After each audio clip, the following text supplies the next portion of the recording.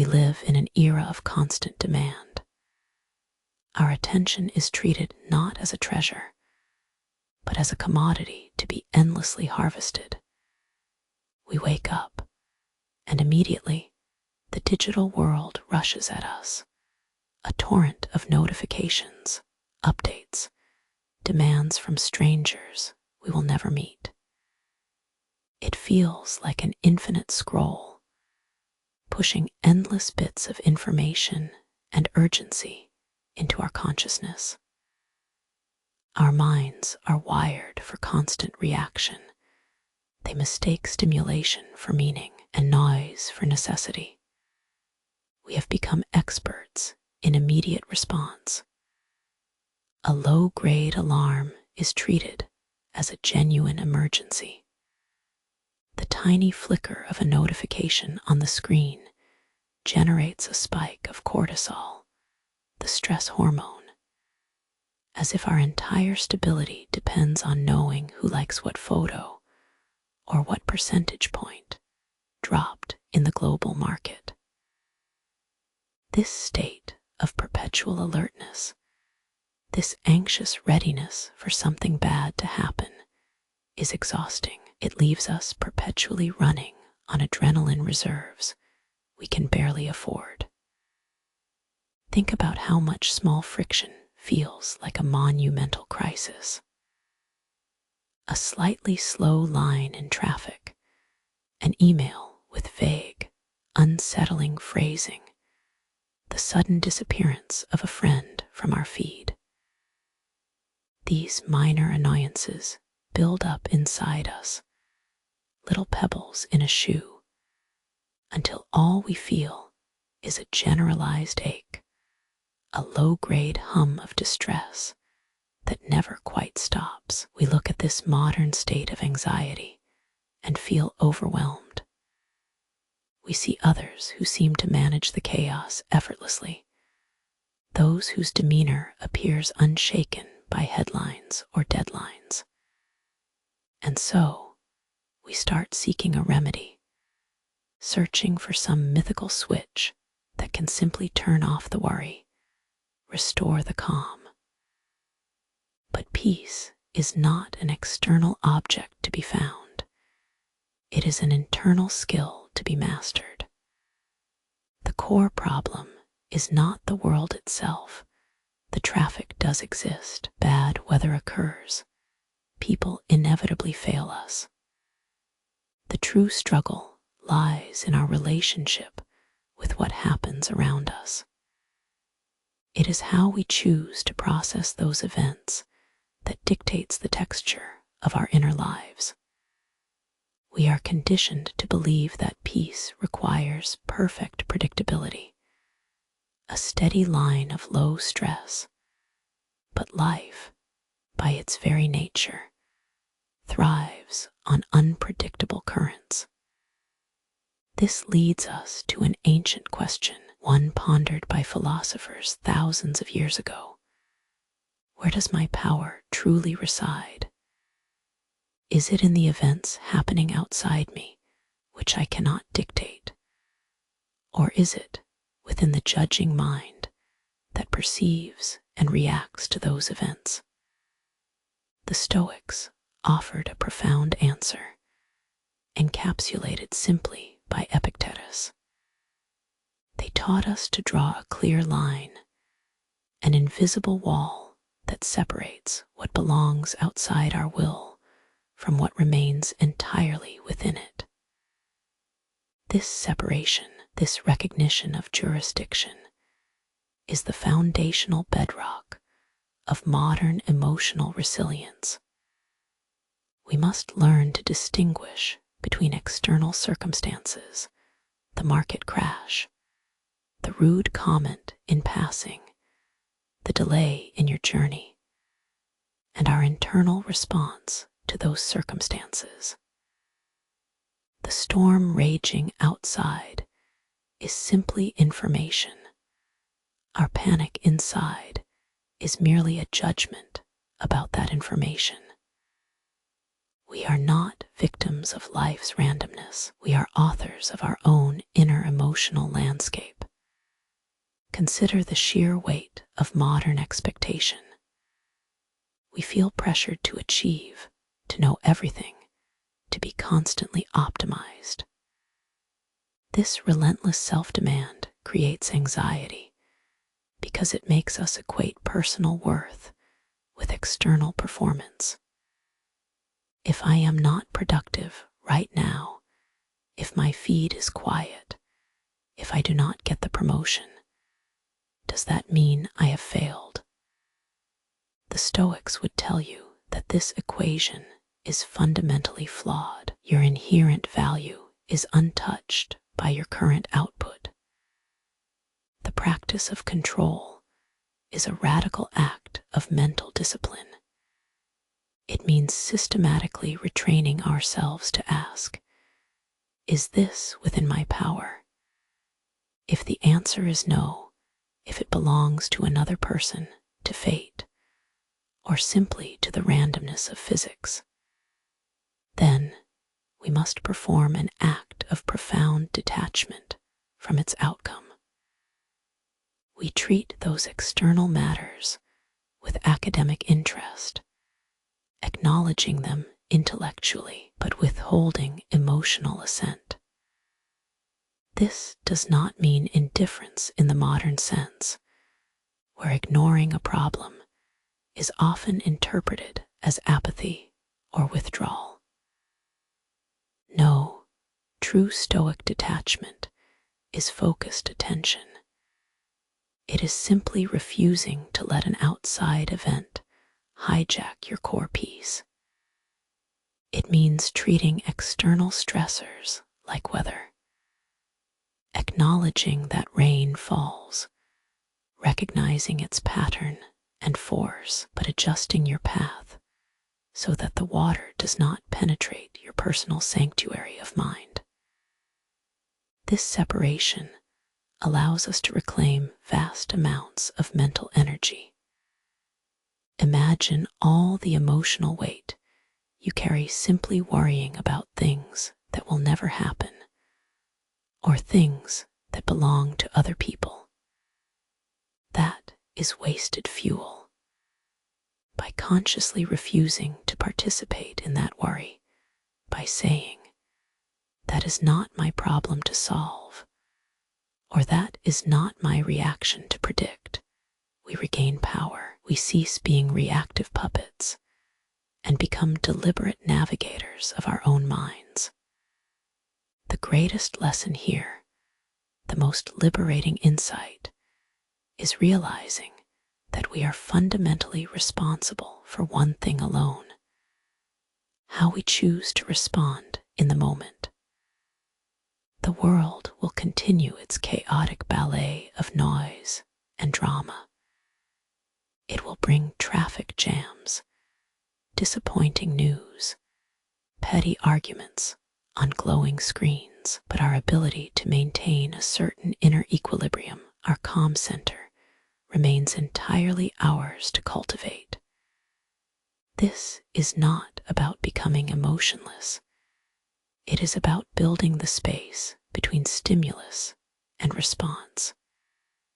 It is the pause, the breath you take before replying with anger, the moment of stillness when your thumb hovers over the send button. In that microscopic interval lies all the freedom, and thus the entire art of living well. We often feel like we are drowning in a sea of demands. Our attention is constantly pulled outward by ringing phones, flashing signs, and endless streams of information. We react instantly to the world around us, caught in the current of other people's expectations and external events.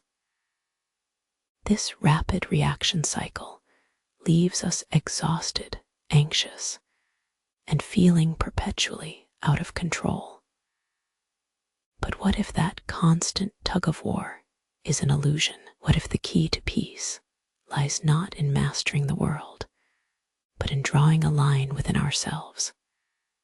Epictetus gave us this very tool thousands of years ago, a mental boundary. He taught us the profound necessity of separating two worlds, the one outside our physical selves, and the one deep within our own minds. This concept is simple, yet it holds all the weight of human freedom. Think of your inner self as protected by a wall, or perhaps more accurately, a filter. Everything that comes from the external world, the traffic jam, the harsh critique, the canceled plans, the rude comment on social media, must pass through this invisible barrier before it can touch us. This is where the great work begins, learning to observe what enters and decide how much of it we allow to truly matter.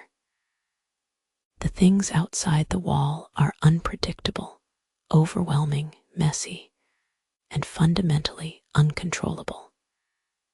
They are events. Your emotions, however, your judgments, your deepest internal assent to whether or not something matters, these elements exist behind that protective boundary. This is where our power resides. Everything else flows over the top of the wall. Everything here belongs solely to us. Let us consider this separation carefully.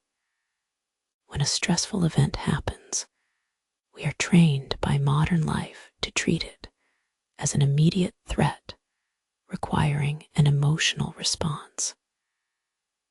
We conflate the event itself with how much we care about the outcome. The storm outside is not the problem. Our judgment that the storm represents a total failure of comfort or stability is what causes the distress inside. This mental demarcation changes everything. It allows us to step back from the immediacy of feeling and adopt a stance of sober observation. Instead of reacting with panicked energy, we learn to ask ourselves 3 defining questions.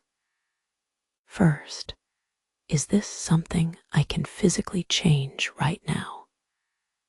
Second, is this dependent on my effort or merely an unfolding natural process? And third, more critically, do I need to believe that its outcome defines my worth? These questions serve as the guardrails for our judgment, forcing us out of emotional reaction and into rational strategy. By understanding the wall between you and the world, we are not becoming detached robots. Rather, we become profoundly equipped humans.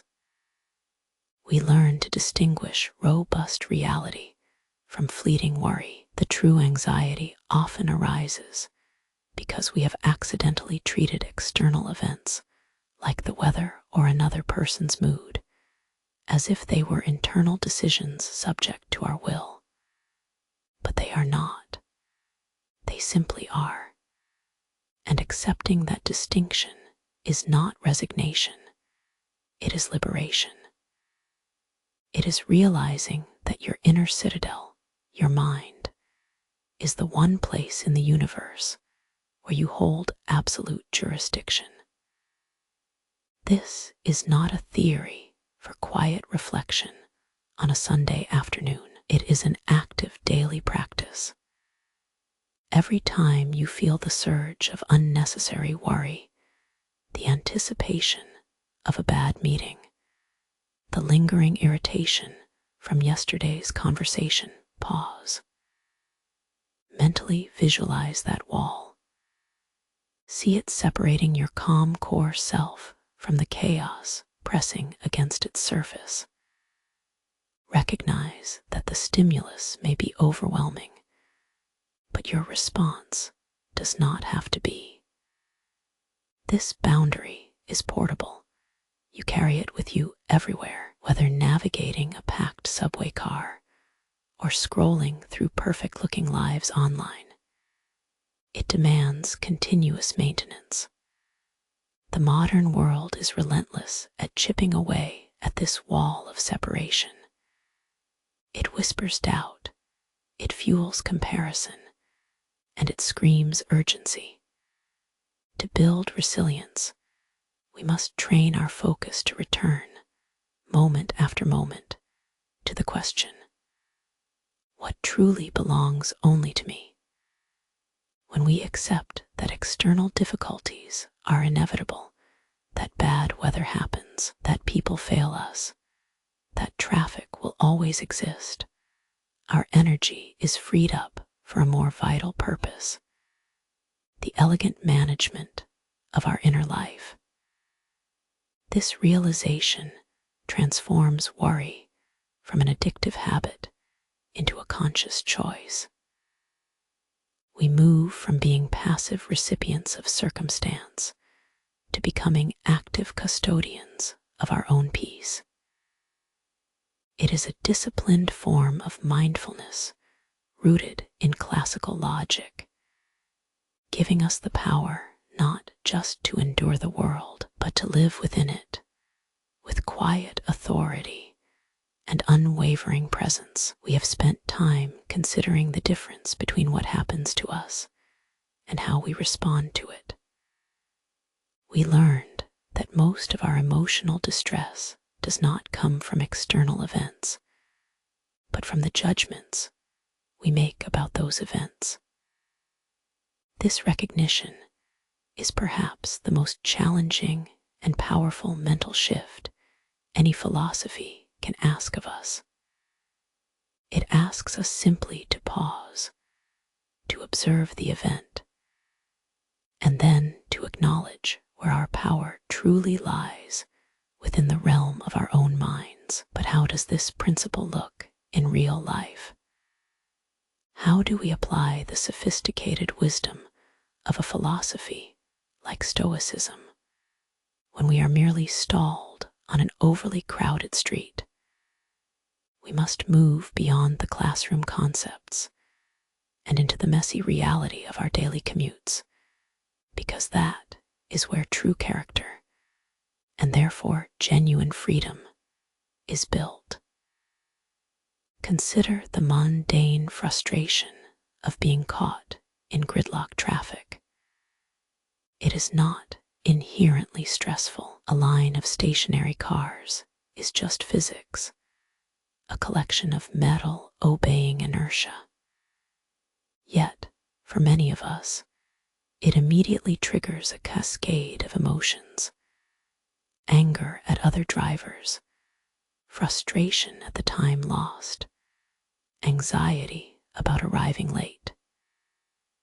We feel trapped, helpless, and enraged, all reactions stemming from our desperate belief that we are currently under someone else's control, or that time itself can be commanded to move faster. This feeling of being cornered is where the law of Stoicism steps in to remind us of the boundary line.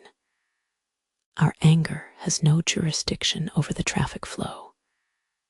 The blockage outside is indifferent. It simply is. But our reaction to that blockage, the sharpness of our temper, the negative self-talk, the dramatic sigh we let out for all to hear, that is entirely within our domain of control. The goal, therefore, is not merely to wait calmly. The goal is an internal revolution while stationary. It requires a conscious refusal to let external inconvenience dictate our inner peace. We must learn that the traffic jam test is less about managing the cars and more about mastering the space between our ears. When we are stopped dead in our tracks, forced into an unexpected pause by physics or municipal negligence, we are handed an unscheduled moment of pure mental opportunity. This time, which we might otherwise spend stewing in reactive frustration, must become a period of profound internal practice.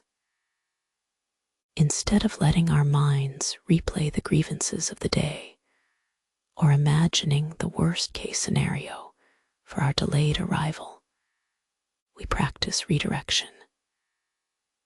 We observe what is actually happening around us. Perhaps we notice the intricate pattern of ivy growing up an aging brick wall nearby, or maybe we listen closely to the soundscape, the distinct rhythm of a passing sanitation truck, or the casual conversation of two strangers whose lives briefly intersect with our own stillness. These simple observations pull our focus away from the presumed problem, the delay, and anchor us firmly in objective reality, the present moment. This act of mindful observation is the practical application of focusing only on what we can control. Our attention, our internal mental landscape, becomes a protected sanctuary that no amount of road congestion can breach. Furthermore, when the physical environment demands stillness, when your hands cannot grip the wheel and direct momentum, your mind must learn to engage in controlled activity. You might listen deeply to music you normally skip through while driving, allowing the lyrics or melody structure to become the full subject of your contemplation. Alternatively, you can use this enforced inactivity as a chance to review a complex idea or simply sit with your thoughts, treating them like items passing on a stream. Do not judge the passing thought, merely notice it, acknowledge its presence, and let it drift by. This is practicing indifference in action. It is recognizing that these small struggles, a delay, bad weather blocking visibility, a sudden minor malfunction, are simply raw data points for your inner philosophy. They are neutral events awaiting your judgment. By treating the traffic jam not as an obstacle to be conquered, but as a temporary laboratory for emotional discipline, we transform what feels like pointless frustration into powerful mental training.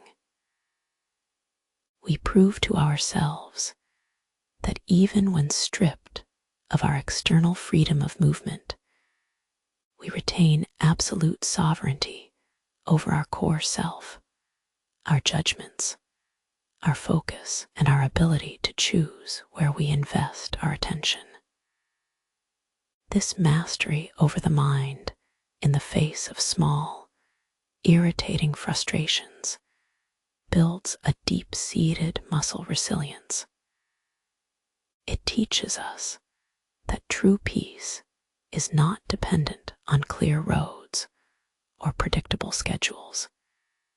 It resides in the unshakable knowledge that even when everything around you is moving nothing, you can still move inward. This ability to pivot from outward reactivity to internal contemplation is the foundation upon which all greater emotional stability is built. We are learning to become master architects of our own attention, building a calm core within the beautiful chaos of modern life. We have spent time learning the great lesson of separation. We learned to draw an invisible line between what is happening in the world and how we choose to react within ourselves. This ability, this discipline, feels immense. It changes everything we thought we knew about being free. But now, if we are honest with ourselves, we know that the hardest battleground is not out there in traffic or on social media. The most relentless opponent we face is inside our own heads. Our mind is a masterful place, capable of incredible creativity, but also capable of constructing some of the cruelest illusions. We often assume that when something bad happens, a setback, a critique, a disappointment, that the external event itself is the source of our pain. We blame the harsh words spoken to us or the unfortunate timing of an exam. This assumes that the world operates like a vending machine. Input causes direct output, but the Stoics taught us a truth far more subtle and challenging. They taught us that the injury is not inflicted by the event, but by our interpretation of it. The physical thing, the harsh criticism, the failed attempt, the unavoidable disappointment, is simply raw data. It has no moral quality, no inherent weight, until we apply judgment to it. And in those judgments lies all the power. The suffering is not from failing. The suffering is from judging that failure to be catastrophic to our worth as human beings. Consider the voice. We are all intimately acquainted with it. The inner critic. It speaks constantly, weaving a tapestry of imagined inadequacy and past mistake. It tells us stories about ourselves. You should have known better. You were too late. Everyone noticed that error. This internalized monologue is often far louder, far more damaging than any external critique could ever be. We tend to treat our thoughts as facts. If the inner voice whispers, "I am fundamentally flawed," we nod our agreement and begin acting from that premise. We take these judgments, these raw bits of interpretation, and build entire emotional structures upon them. Anxiety, shame, resentment. These structures are inherently unstable. The discipline here is learning to intercept those judgments at the point they arise. It means pausing before accepting the thought as truth. When the inner critic screams that we messed up spectacularly, the goal is not instant self-pity or panicked reaction. The goal is a momentary distance, noticing the sound of the judgment. We must learn to recognize the subtle difference between an impression, the mere raw data streaming into our consciousness, and assent, the act of giving that impression belief and emotional weight. When something happens, we have three things running in quick succession. First, the impulse. The event occurs. Second, the judgment. We tell ourselves what the event means about us or the world. This is where the power of misunderstanding resides. It might not mean I am bad. It simply means that I did something that resulted in an unfavorable outcome. But our mind immediately leaps to a moral failure. Third, the emotion. The judgment fuels the emotional response, the panic, the spiraling self-doubt, the shame. The Stoic approach suggests we intervene right at the center before the third step. We treat the judgment not as truth, but as hypothesis. We ask ourselves gently, is this interpretation necessarily true? Is there another way to see this data? This shift requires constant vigilance because these judgments are so familiar. They feel like our own inherent character traits. It is easier, psychologically, to believe that we are simply unlucky or fundamentally incapable than it is to exercise the muscle of skepticism on our own inner narrative. The judgment process itself becomes a form of meditation. When your mind flags an uncomfortable thought, the comparison trap, the fear of abandonment, the need for external validation, do not engage with the content of the thought. Do not defend against it. Instead, observe the mechanism that created the feeling. You might find yourself thinking, I failed this presentation because I am incompetent. The narrative attaches incompetence directly to the event. By labeling it as a judgment, you separate identity from action. You are not your mistakes. You are the person who made the mistake and is now learning how to respond to that data. The more we practice intercepting these self-accusations, this challenging of our internal narrative, the weaker they become. It's like realizing that the inner critic is merely an overly dramatic, highly persistent committee member who has taken on too much responsibility for our emotional well-being.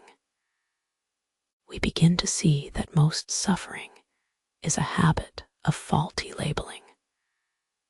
We label disappointment as catastrophe.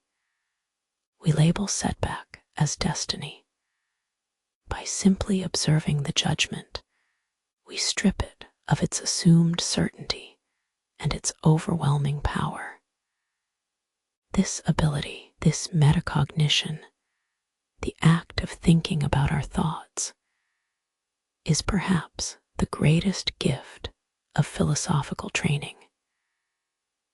It gives us tremendous mental resilience because it teaches us that the ultimate source of distress is not the messy reality around us.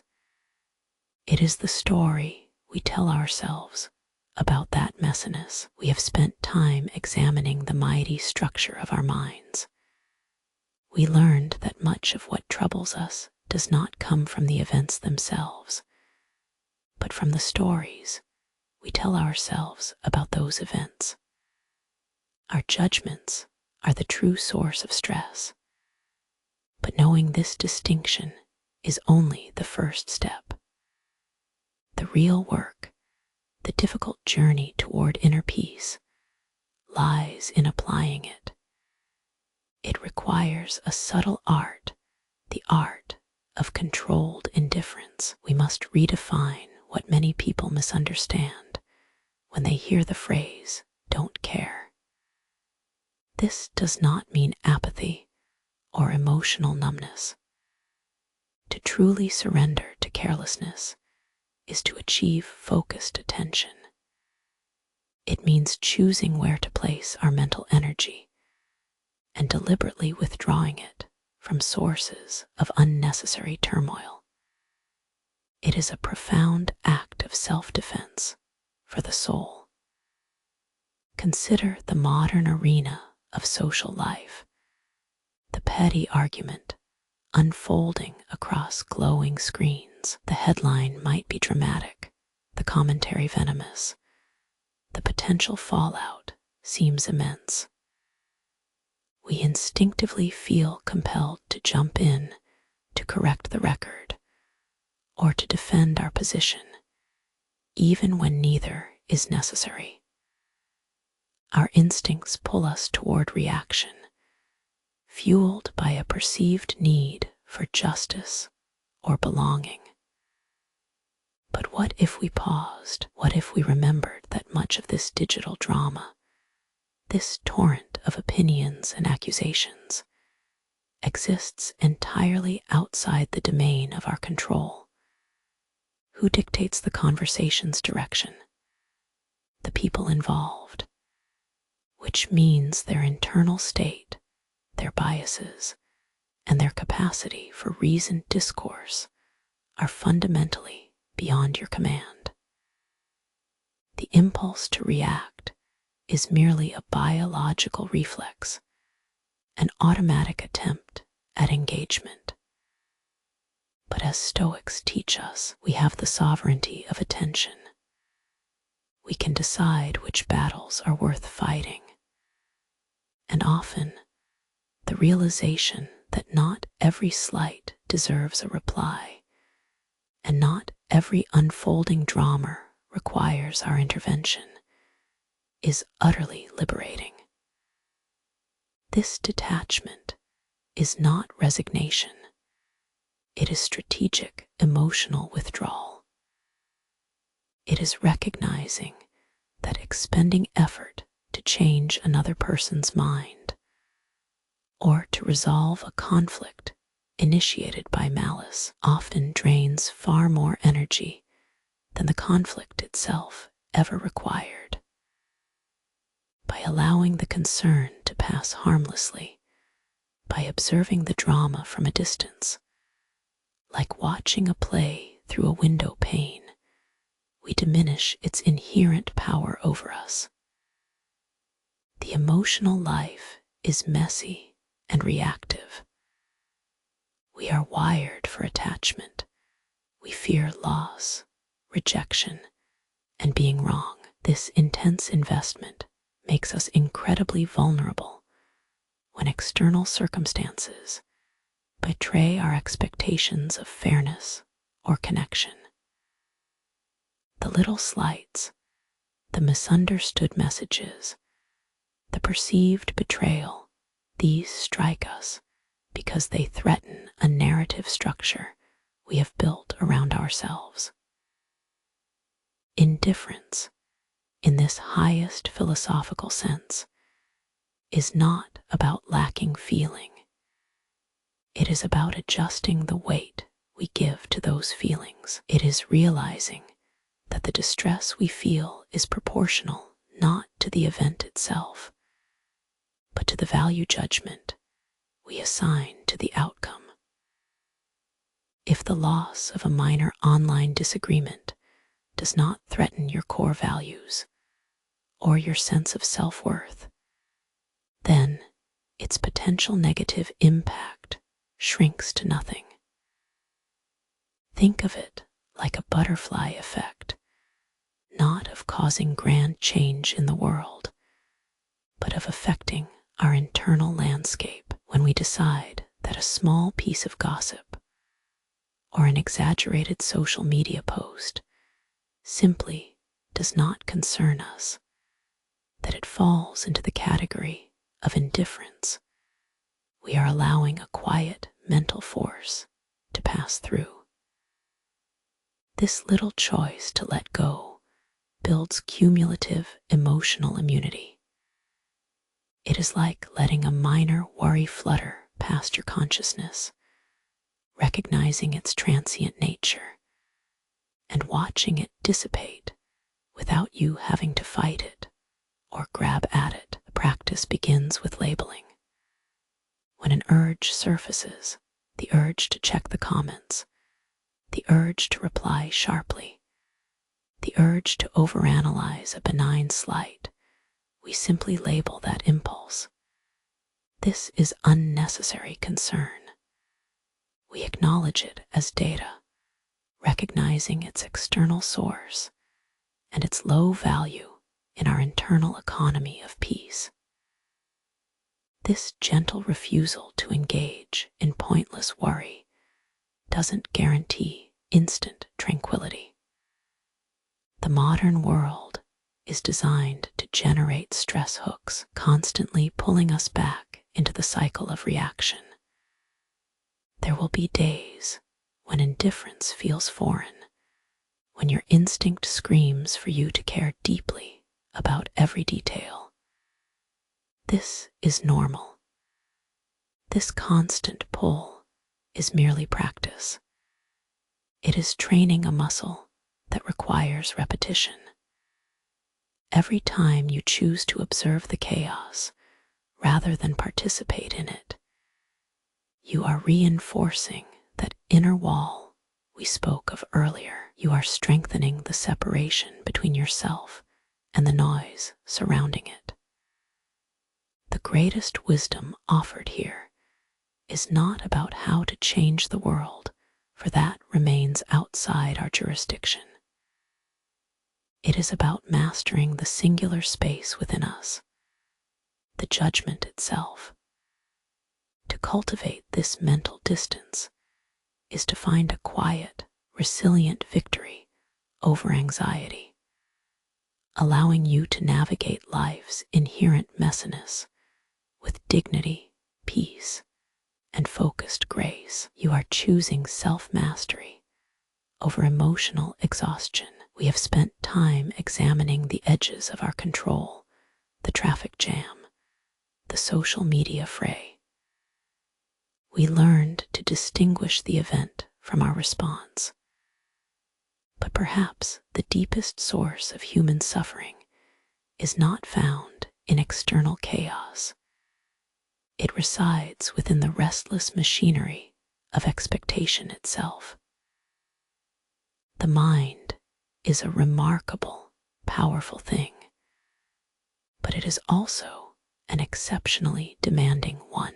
Lives perpetually tethered between two poles, the regretful weight of yesterday and the anxious projection of tomorrow. We are creatures who constantly forecast failure or anticipate perfect bliss. And these forecasts, these carefully constructed mental blueprints of how life ought to be, become invisible anchors that drag us down whenever reality deviates from the design. Think for a moment about expectation. It is not inherently bad. Expecting food when you are hungry or shelter when it rains is simply recognizing need. But when we treat our expectations as inviolable laws, as if life must unfold precisely according to the narrative written in our minds, then we set ourselves up for inevitable disappointment. And this chronic state of disappointed expectation drains us completely. The Stoics urge us toward a profound surrender, not of effort, but of insistence. They ask us to recalibrate our focus from what we hope for to the reality of what is. This redirection, this embrace of simple what is perhaps the most radical act of mental freedom one can perform. To accept what is does not mean resignation or apathy. It means pure attention. It means stopping the perpetual motion machine of comparison and anticipation that keeps us perpetually dissatisfied. When we pause to merely observe the present moment, the way the light falls on a brick wall, the sound of your own breath, the immediate data stream before judgment filters it, we find ourselves grounded. The past is fixed. It has already been judged, lived, and metabolized into memory. We cannot change that verdict. To endlessly replay mistakes, to blame previous actions or decisions, is merely exercising guilt on a timeline that no longer moves. The future, likewise, remains only a probability map sketched onto pure potentiality. To build our emotional lives upon these probabilistic sketches, the perfect career trajectory, the ideal relationship outcome, is exhausting because life has a habit of being messy. The true gift offered by what is immediacy. It pulls us out of the cyclical drama of self-recrimination and preemptive panic. When we anchor ourselves in the now, we are left with only what requires our attention right at this breath. We realize that most of our suffering comes from fighting a reality that simply does not yet exist. Consider a perfectly good moment, a simple conversation over coffee, watching a sunset. If we spend this time secretly calculating how much better tomorrow will be, or regretting the words spoken last week, then even the beauty becomes filtered through anxiety and melancholy. We are fundamentally missing the gift in pursuit of a future improvement. The practice of what is demands a profound act of trust in the current moment to provide what is necessary, accepting its inherent imperfections along with its graces. It is seeing the flawed reality not as evidence of failure, but as raw material for resilience. The chipped paint on the window frame, the sudden shift in weather that disrupts plans, the unexpected silence after a long exchange of words.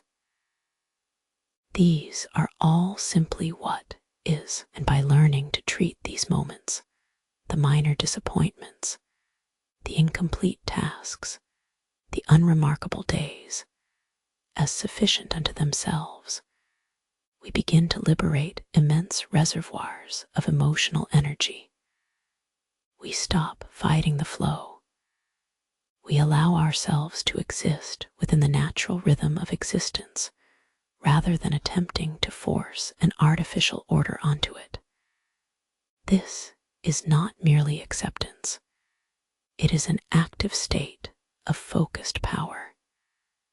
It is acknowledging that while events may surprise us and things will inevitably break or change, our capacity for response remains entirely stable, always accessible in this very breath. When we fully realize the quiet dignity inherent in accepting the current reality, the actual texture of the air, the genuine imperfection of another person, the unavoidable limitations of time, we finally build an unshakable foundation. We cease to live as beings perpetually awaiting a better moment, and instead learn how to inhabit the richness of this single one. Simply because it is here, we have journeyed through the fundamental principles of Stoicism. We learned to separate what truly is up to us from the vast, unpredictable chaos of the world outside our skin. We practiced finding calm in the rush hour, recognizing that the traffic jam was merely a laboratory for attention, not a punishment. We understood that suffering often arises not from external blows, but from the judgments we pass upon them, the inner narratives that convince us that an event is unbearable or unfair. And we learn to ground ourselves in the present moment, accepting what is without wishing it were anything else. Now, having established these foundational principles, where do we go?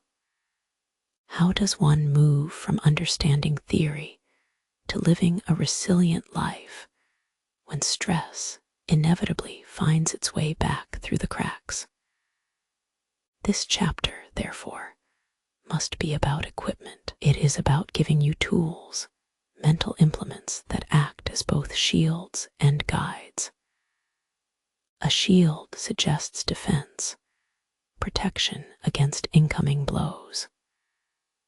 A compass suggests direction, helping us navigate where we need to go when lost in thought or circumstance.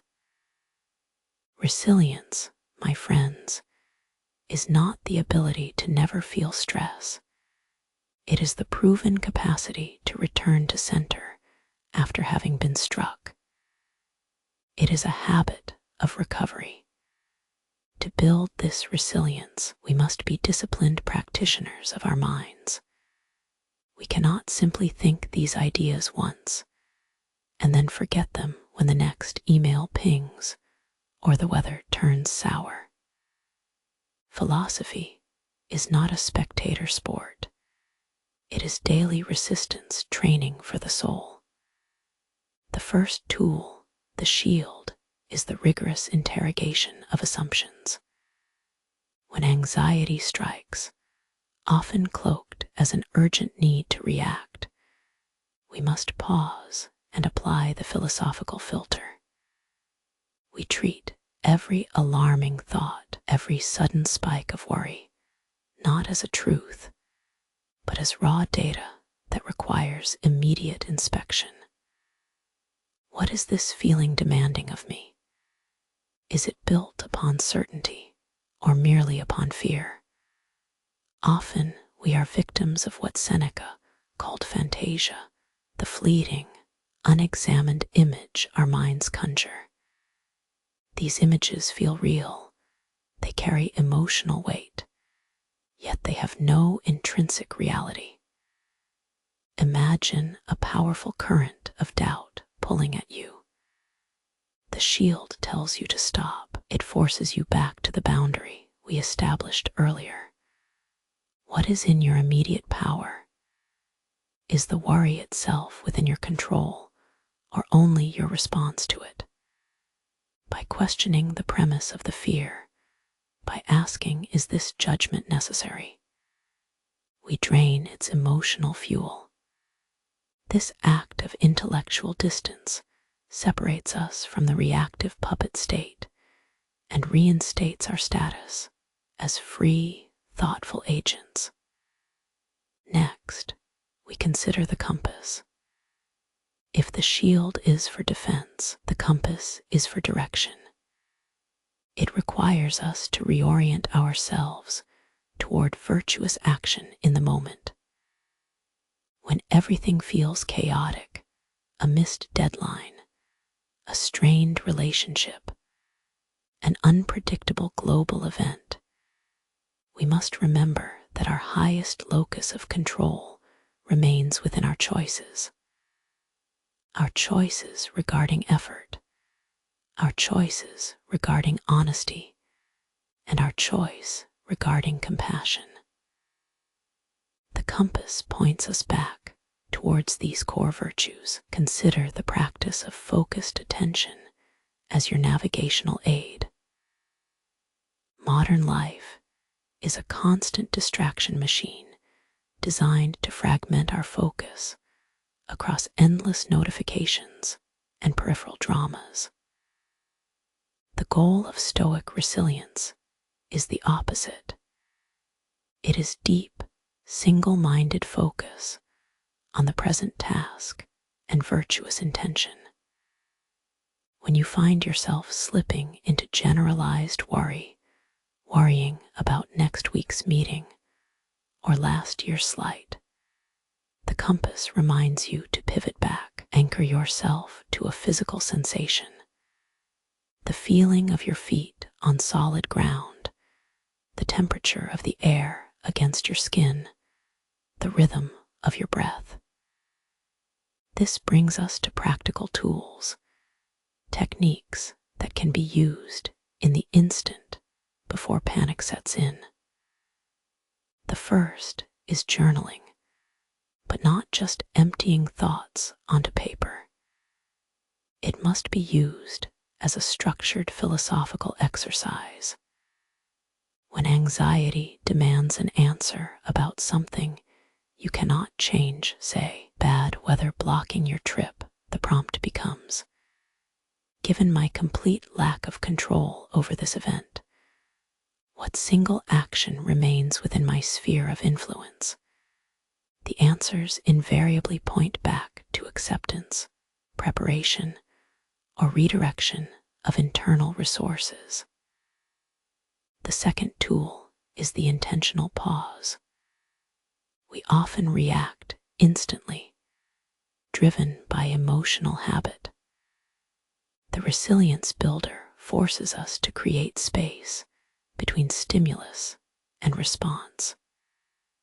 When criticized unjustly, when frustrated in traffic, when confronted with bad news, do not speak or act immediately. Create a deliberate gap. Breathe into that silence. In that microscopic window of time, that is where freedom resides. It is the moment where we choose assent over reaction. And finally, we must integrate compassion for our own fallibility. Resilience is not meant to be rigid perfection. It is fluid discipline. On days when the shield feels too heavy and the compass spins wildly, recognize that this struggle itself is a fundamental part of growth. Treat these failures in judgment with the same gentle detachment you offer to a friend. Simply observe, there is the old story returning.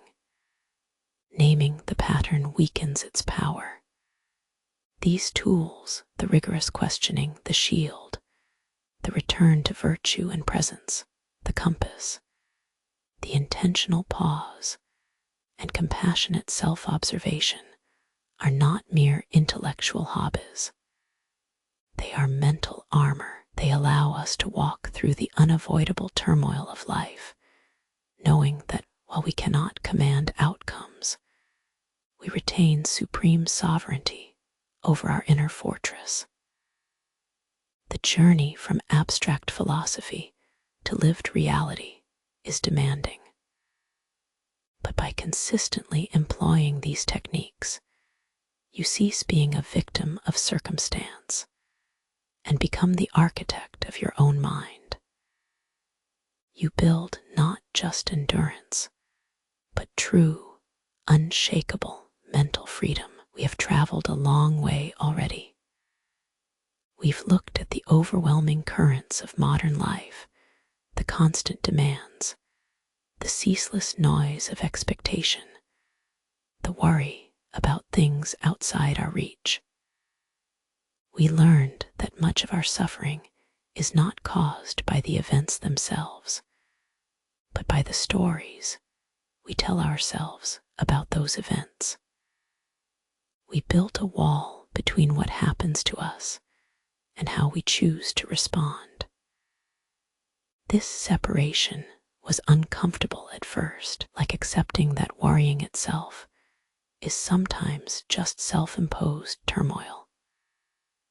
We learned to find small moments of peace in unexpected places, like mastering our attention during an unplanned delay, or resisting the urge to scroll endlessly into digital distraction. But wisdom is not a destination. It is a conversation. It is not a perfect, quiet state we finally achieve and then keep forever. It is a returning again and again to ourselves, and this brings us to perhaps the most intimate place of philosophy, the conversation with self. Think of your inner life right now. When you consider all these lessons, the boundaries you set, the need to observe rather than react, the gentle acceptance of what simply is, it can feel like a daunting performance. It feels like you must become this perfect, unshakable monument of calm judgment. And that expectation itself can be exhausting. The wise friend does not offer flawless answers. They offer continuous support. They do not judge your slip-ups when you fall back into old habits, when the news headlines trigger a storm of fear, or when a small comment sparks immediate resentment. Their role is simply to remind you gently of your own capacity for return. Your mind, dear friend, is immensely powerful, but it is also terribly susceptible to its own gravity. It pulls us down into rumination, pulling us back toward the familiar comfort of anxiety, which feels at least predictable. We become caught in the endless loop of what if we could just fix this one thing, or change that other person's mind. The core practice here is recognizing when you are speaking to yourself from a place of accusation. When your internal dialogue becomes an unyielding list of failures. I should have done better at work. I shouldn't have said that. Why can't I just be less stressed all the time? These self-judgments, while sounding like necessary course corrections, are often just more suffering masquerading as wisdom. They convince us that our worth is dependent on achieving this perfect state of stoic serenity every single day. The true conversation with yourself, the wise friend listening to you, must be different. It must be compassionate, recognizing the effort it takes simply to pay attention when the world demands so much otherwise. It means acknowledging that progress does not look like a straight line towards peace. It looks more like weaving some smooth moments, some sudden snags, and many slow repetitions of gentle correction. Sometimes you will feel successful in keeping your judgment separate from external chaos. Other times, you will be swept away entirely by the tide of disappointment or anger. The key insight to hold onto is this: self-mastery isn't about eliminating stress, it's about managing your relation to that stress. It's realizing that when a wave of anxiety hits, and they will hit, because life guarantees waves, your job is not to fight the wave. Your job is simply to feel its energy passing through you and knowing that it cannot reside there permanently. This quiet acceptance of imperfect effort is liberating. It removes the burden of perfectionism from your spirit. You are allowed to be a student rather than expected to be a master. Every single day, the practice itself becomes the reward. Every time you catch yourself spiraling into worry and gently reorienting back to observing what is happening right now, the breath in your chest, the chair beneath you, the simple fact of the present moment, that is a victory. It is proof that you are building resilience. The philosophy we seek is not emotional numbness, but reasoned engagement. It means engaging fully with life's messy details, accepting the inevitable frustration, yet choosing to treat those feelings as passing data points rather than defining truths about who you are. So be kind to your internal journey. Be patient with yourself. Talk to your inner self as if you were speaking to a dear friend, one who is struggling, overwhelmed, and deeply deserves understanding.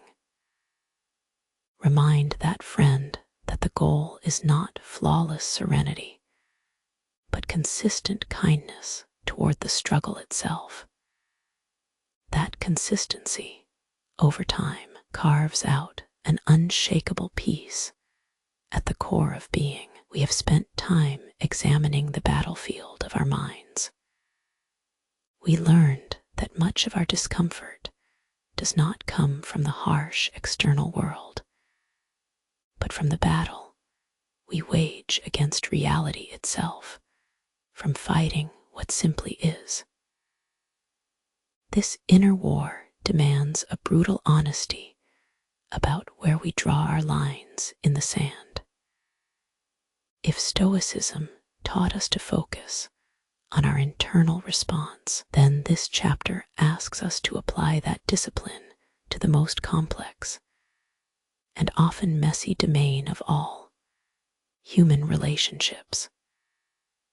We must learn to distinguish between what falls under your jurisdiction, the careful stewardship of your own thoughts, intentions, and actions, and everything else.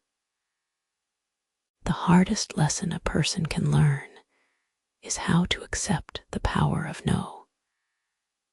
But when we speak of saying no, we are not simply talking about declining an invitation. We are discussing the creation of boundaries, mental and emotional fences that protect the delicate ecosystem of our inner peace from being constantly breached by others' needs or expectations.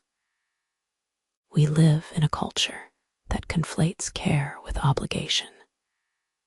If someone asks for your time, your energy, or even just your attention, the natural human tendency is to say yes, regardless of the cost to yourself. We fear the rejection inherent in setting a limit. We fear being perceived as selfish or unhelpful. Yet, continuing this pattern only leads to an exhaustion so profound that it leaves nothing left for those we genuinely wish to support.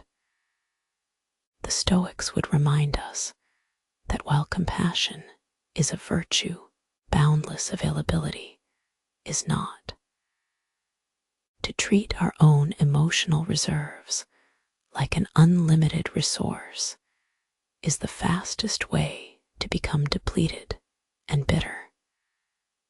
We must begin, therefore, with practicing disciplined self-respect, the quiet recognition of one's finite capacity for giving. The boundary we are building here is not a wall designed to exclude. Rather, it is a shield built to maintain the integrity of our core selves. It allows us to engage in connection from a place of strength and sufficiency, rather than compulsion and desperation. This practice of boundaries forces us into an uncomfortable philosophical corner, recognizing that we cannot be responsible for another person's feelings about you or for their choices within life. You can offer the clearest guidance, give the most steady support, even speak the difficult truth with kindness.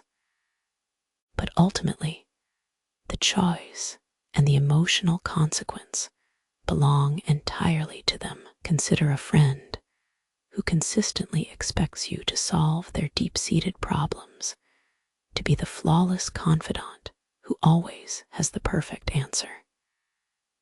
Initially, we say yes out of love. We fear that if we say no, the friendship will dissolve.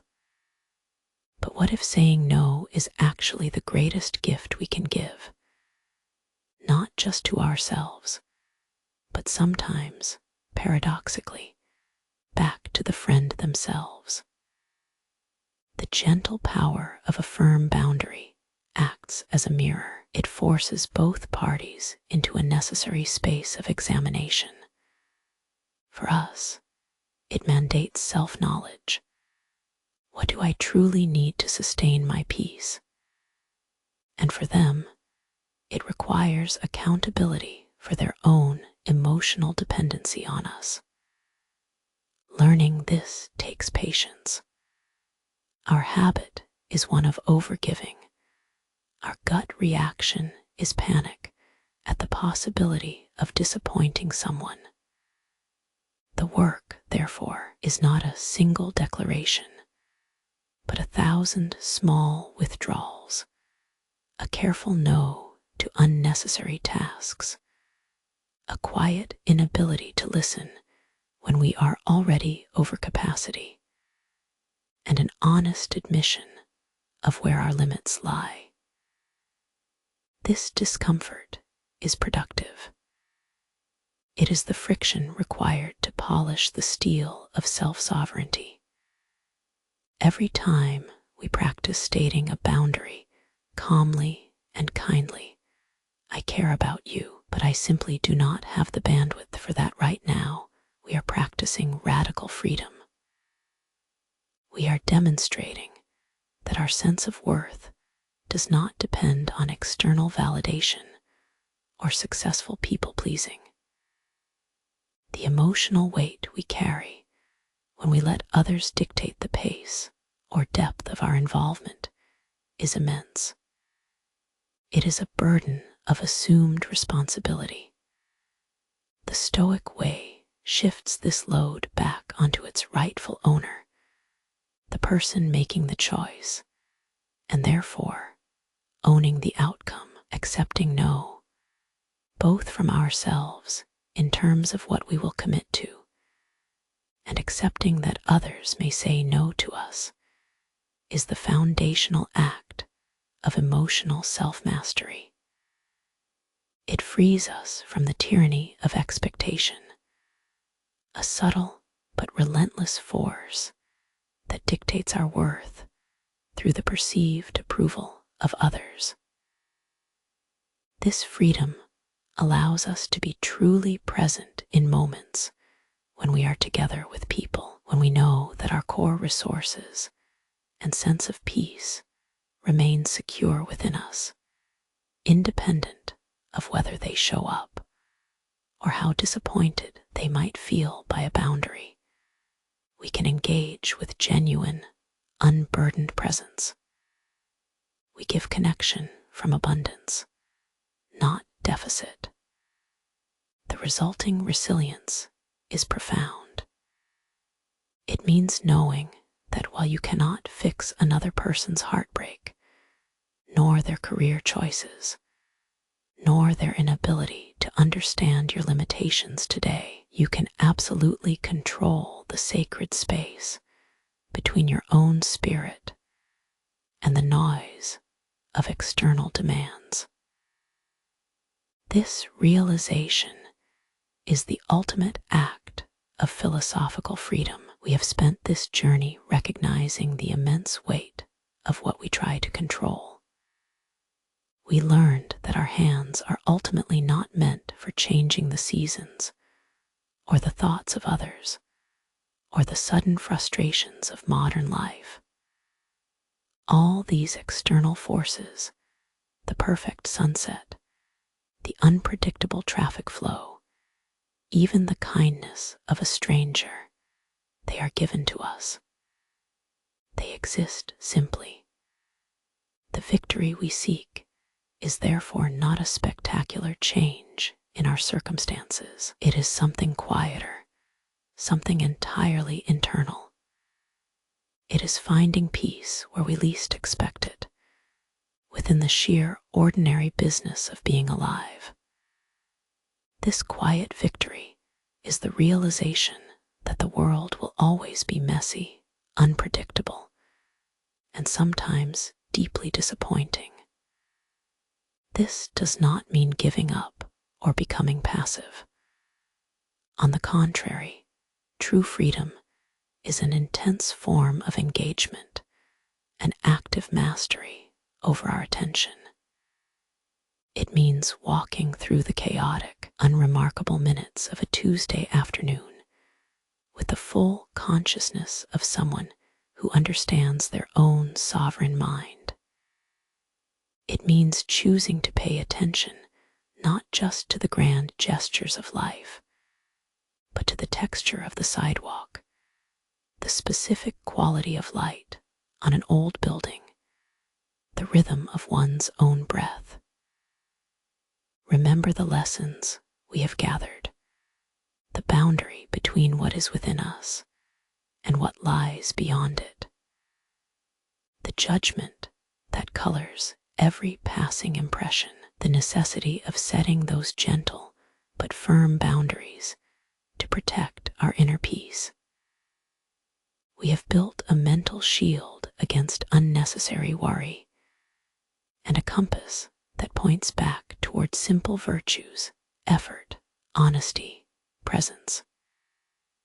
If we are honest with ourselves, the hardest parts of this practice remain hidden. The moments when discipline falters, when an unexpected stressor strikes, a bad phone call, a careless word from a loved one, or simply exhaustion, and we revert to old habits of anxiety and overreaction. We will fall back into the narrative that suffering must be avoided at all costs, as if life is a series of problems to be solved. The wisdom of Stoicism does not promise an effortless existence. It promises something far more powerful: resilience. It teaches us how to metabolize difficulty, how to take the unexpected sting of disappointment and transform it into raw material for character. Instead of asking, "What should change in my life?" we are better equipped with a deeper, more fundamental question: what in me needs strengthening right now? The quiet victory is found when we stop performing emotional management and simply start practicing attentive existence. It is noticing the moment that urge to spiral into worry, tracing its origin back to some unmet expectation, a desire for things to be different than they are. We gently intercept it. We acknowledge the thought, "I am worrying about X happening later." But then we remind ourselves of the present truth. Right now, all I possess is this breath and my capacity to choose how I respond to whatever arrives. Consider life not as a single, linear goal with a final reward, but as an endless procession of small moments demanding focused care. The discipline moves from grand philosophical theory down into the minutiae of daily attention. It means treating every mundane task, washing dishes, waiting in line, walking to the corner store, as an opportunity to practice non-reaction. These little pockets of time become your personal training grounds. The true test is not faced during a crisis that demands heroic action, but in the unremarkable rhythm of peace. It is in the moment when nothing particularly happens, and yet you feel the pull toward comparison, or dread, or worry about things far off.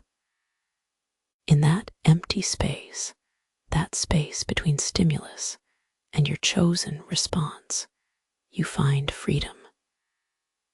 This mastery over attention is what makes our life quiet, but profoundly free. It allows us to move through a world that relentlessly demands more of us, without being drained by its ceaseless chatter. You become sovereign not because you can change the external world, but because you have perfectly secured the one thing no storm, no person, and no digital notification can ever take away from you: your judgment, your internal self-possession.